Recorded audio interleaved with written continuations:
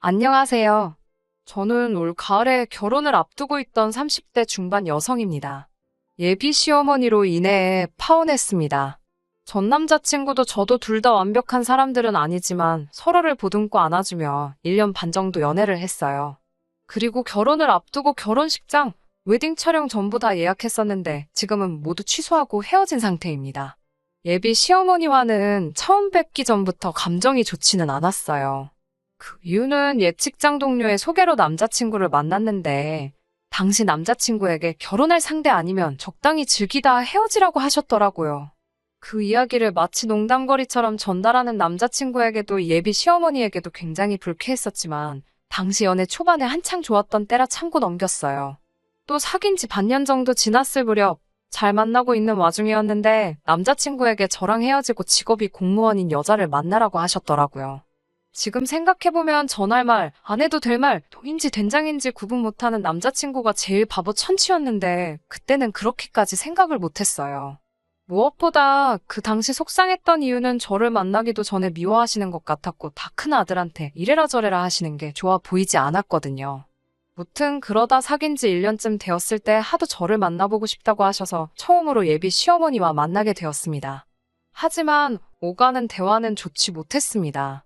저는 집안 사정으로 고등학교 졸업 후 전문대에 진학했습니다.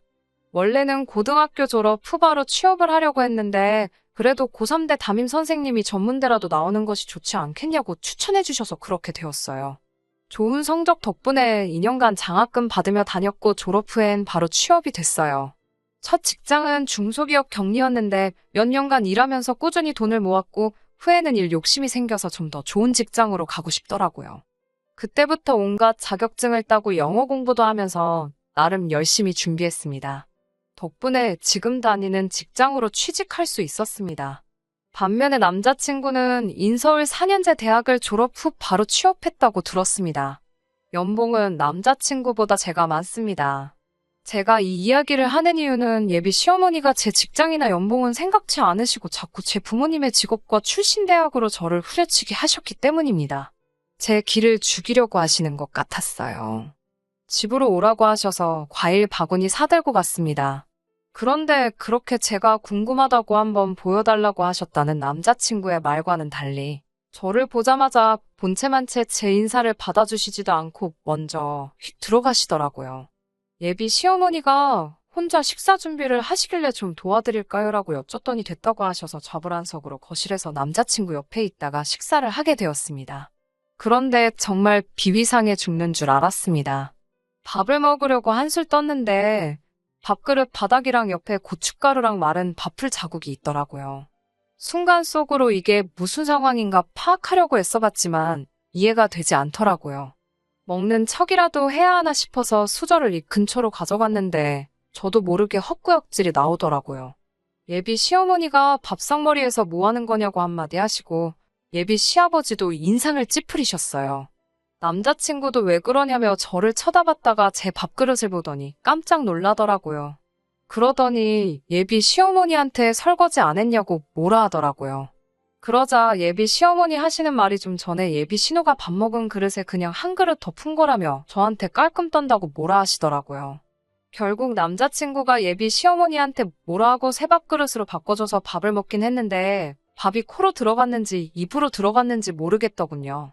결국 그날은 제대로 된 대화도 하지 못하고 기분만 상한 채 집으로 돌아왔습니다. 그리고 한 달 전쯤 다시 한번 예비 시어머니의 호출을 받고 남자친구 집에 가게 되었습니다. 예비 시댁이 경제적으로 여유가 있다는 건 이미 남자친구에게 들어서 알고 있었어요. 반면에 저희 집은 부모님 두 분이서 작은 음식점을 하시다가 작년에 그만두시고 지금은 저와 제 남동생이 드리는 용돈하고 연금으로 생활하고 계세요.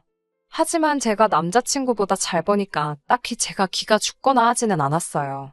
그런데 예비 시어머니는 그렇게 생각하지 않으시더라고요.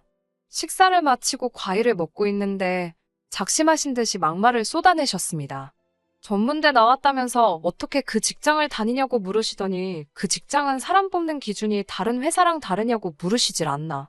고졸하고 전문대졸은 차이가 뭐냐고 물으시고요. 무엇보다 너네 부모님은 뭐 하느라 자식들 4년제도 못 보냈냐고 부모님도 대학 못 나오셨냐고 하시더라고요. 무례한 질문을 너무 아무렇지 않게 하셔서 듣는 제가 오히려 내가 예민한가 생각할 뻔했습니다. 제가 정말 화가 났던 건 이 모든 이야기를 옆에서 듣고 있던 남자친구가 하다못해 말리는 신용도 하지 않더라고요. 그래서 제가 정중하게 제가 어떻게 입사하게 되었는지 말씀드리고, 그래서 지금 남자친구보다 이만큼 더 번다고도 알려드렸죠. 그러자 그까짓 거 몇 푼 더 번다고 벌써부터 유세냐며 비웃는 것 같더라고요. 결국 그날 저녁 남자친구에게 헤어지자고 말했습니다. 남자친구는 예비 시어머니가 그저 한 명의 어머니로서 자식의 미래에 대해 걱정한 것뿐인데 제가 너무 예민하게 받아들이는 것 같다고 좀 참으라고 하더라고요. 상황을 전혀 이해하지 못한 것 같은 이 남자랑 더 만날 수 없겠다고 생각했지만 남자친구의 끈질긴 연락에 결국 바보처럼 한 번 더 기회를 주고 말았습니다. 하지만 결국 며칠 전 제 생일날 남자친구와 완전히 헤어지고 말았습니다. 인공호흡으로 간신히 살려놓은 목숨처럼 저희 연애는 아슬아슬하게 버티고 있었고 그 와중에 제 생일이 되었습니다. 남자친구는 저에게 무엇이 갖고 싶냐고 물었고 저는 의자를 말했습니다. 요새 업무가 많아 집에서도 일하는 날이 많아졌거든요. 그러다 보니 좋은 의자 하나 있으면 좋겠다는 생각을 계속 하게 되었고 마침 남자친구가 필요한 걸 사준다고 했으니까요. 의자 가격은 정말 천차만별이잖아요. 제가 갖고 싶었던 건 국내 브랜드의 30만 원대 제품이었습니다. 그런데 그 사실을 알게 된 예비 시어머니가 노발대발 난리가 나셨더라고요. 남자친구 말이 예비 시어머니는 저희 연애 이야기 듣기를 좋아하신대요. 제가 생각하기엔 좋아하시는 게 아니라 일거수일투족 궁금하셨던 것 같지만요. 아무튼 그날도 저희 연애 이야기를 캐물으시다 제가 생일이고 선물로 의자를 받고 싶어 한다는 걸 아시게 된 거죠. 남자친구 말에 의하면 크게 역정을 내셨다고 하더라고요. 좀 더 정확한 상황을 알아야겠다 싶어서 남자친구가 화장실에 간 사이 남자친구와 예비 시어머니가 주고받은 연락을 확인했습니다. 예비 시어머니는 정말 무서울 정도로 제 험담을 하고 계셨습니다.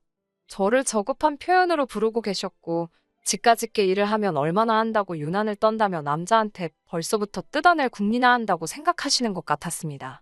무엇보다도 남자친구는 예비 시어머니가 그렇게 저에 대해 떠들어대는 동안 단 한마디의 방어조차 시도하지 않았더라고요. 남자친구는 예비 시어머니에게 괜찮아라고 몇 번 보냈더라고요. 도대체 뭐가 괜찮다는 건지 전혀 납득이 되지 않았고 무엇보다 이 연락을 저에게 보여준 그 어리석음에 분노까지 치밀었습니다.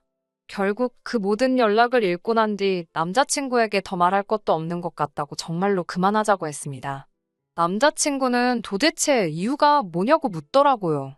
이번에는 정확히 알려줘야 할 것 같아서 예비 시어머니 때문이라고. 너도 알듯이 예비 시어머니는 나에 대한 존중이 하나도 없으시고 너는 그런 예비 시댁으로부터 나를 조금도 보호해주지 못하는 것 같다고요.